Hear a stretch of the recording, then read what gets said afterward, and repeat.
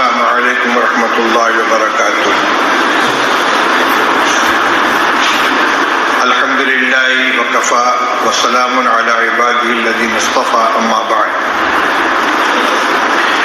اللہ رب العزت کا بے پایہ احسان و کرم ہے کہ اس نے ہمیں اپنے دین متین سے وابستہ کیا اور مدارس اسلامیہ کی خدمت کا اعزاز بخشا۔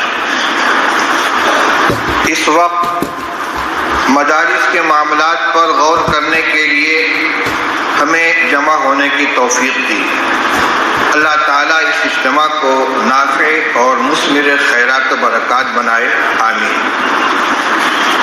مہمانان محترم، اس موقع پر دارالعلوم دیوبند کی جانب سے میں آپ تمام حضرات کا استقبال کرتا ہوں اور زحمت سفر برداشت کرنے پر شکریہ ادا کرتے ہوئے حق ضیافت کی ادائیگی میں تقصیر پر معذرت خواہ ہوں۔ حضرات گرامی، آج آپ حضرات کو دارالعلوم دیوبند نے جو زحمت دی ہے، اس کا مقصد کوئی نیا اقدام یا ہنگامی فیصلہ کرنا نہیں ہے، بلکہ یہ رابطہ مدارس اسلامیہ عربیہ دیوبند کے اغراض و مقاصد کے مطابق مدارس کو پیش آمدہ مسائل پر اجتماعی غور و فکر کے تسلسل کی ایک کڑی ہے، جس کے لیے دارالعلوم دیوبند رابطہ کے ارکان گرامی کو دعوت دیتا رہتا ہے۔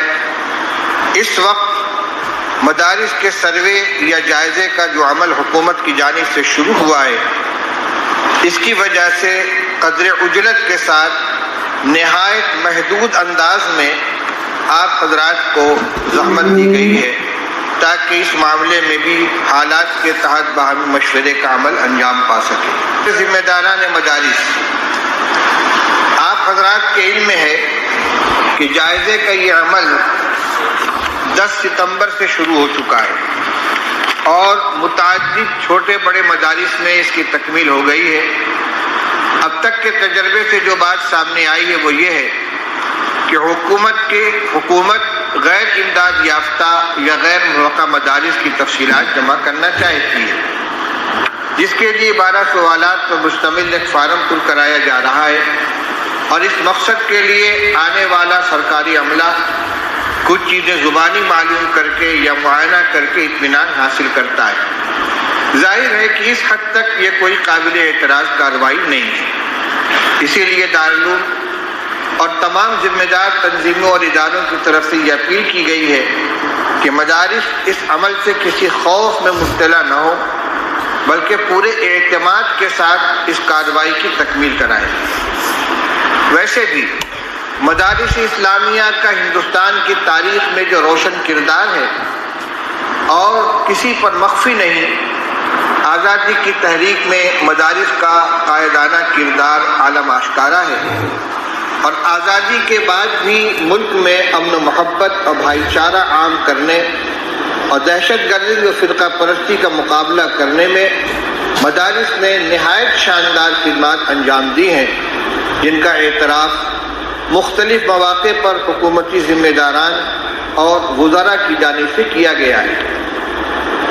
البتہ مہمانان گرامی، اپنے تاریخی اور روشن کردار کے ساتھ ساتھ مدارس اسلامیہ نے وقت کے تقاضوں کی تکمیل میں بھی بھرپور حصہ لیا ہے اور ہر موقع پر امن و قانون کی پاسداری کا فریضہ نبھایا ہے۔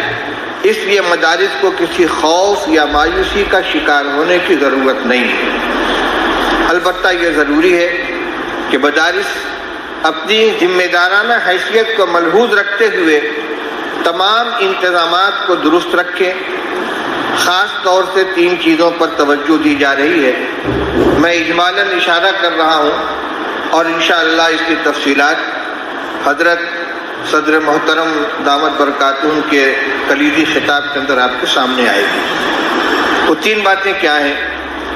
ایک تو مالیاتی نظام کی شفافیت، جس کے لیے آمد و صرف کے تمام حسابات کا ریکارڈ رکھنا، ان کو آڈٹ کرا کر آڈیٹر کی رپورٹ محفوظ رکھنا ضروری ہے۔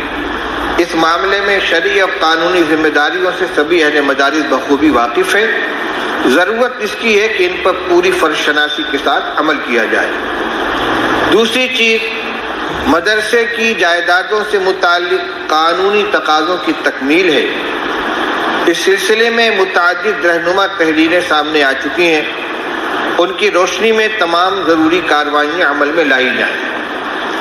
تیسری چیز مدارس کے داخلی نظام کی عمدگی ہے، جس میں خاص طور سے طلبہ کی تمام ضروریات کی بہتر طریقے پر تکمیل سر فہرست ہے۔ رہائش گاہوں اور درسگاہوں کے علاوہ مطبخ اور دیگر ضروریات سے متعلق عمارت کی تعداد اور وسعت ضابطوں کے مطابق ہونا ضروری ہے۔ صفائی کا اہتمام اور صحت افزا ماحول کی فراہمی بھی لازم ہے۔ غرض یہ کہ اس پہلو سے بھی قانونی ضوابط کی تکمیل کا اہتمام کیا جائے۔ اللہ کا شکر ہے کہ مدارس اپنی وسعت کے مطابق انتظامات کو بہتر بنانے کی کوشش کرتے ہیں۔ پیشر و سامانی اور تنگی کے باوجود الحمدللہ مدارس اپنی وسعت پر ان امور کی طرف توجہ دیتے ہیں۔ مزید توجہ کرنے کی ضرورت ہے۔ بس یہ ہے کہ اب تک جن چیزوں میں کوئی کوتاہی ہو رہی ہو اس کا ازالہ کر لیا جائے تاکہ مستقبل میں کسی دشواری کا سامنا نہ کرنا پڑے۔ آخر میں ایک ضروری گزارش یہ ہے کہ آپ حضرات سے زیادہ اس حقیقت سے کون واقف ہوگا کہ تمام اسباب کے ساتھ خالق کائنات کی طرف رجوع کامیابی کی شرط اول اور مسائل حل کی بنیاد ہے۔ اس لیے پہلے سے زیادہ رجوع اللہ کا اہتمام بھی کیا جائے۔ اللہ رب العزت اپنے فضل سے ہم سب کی مدد فرمائے اور مدارس کے ساتھ امت مسلمہ کے ہر سرمایہ کی حفاظت فرمائے اور اس اجتماع کو برابر فرمائے۔ وآخر دعوانا الحمدللہ رب العالمین۔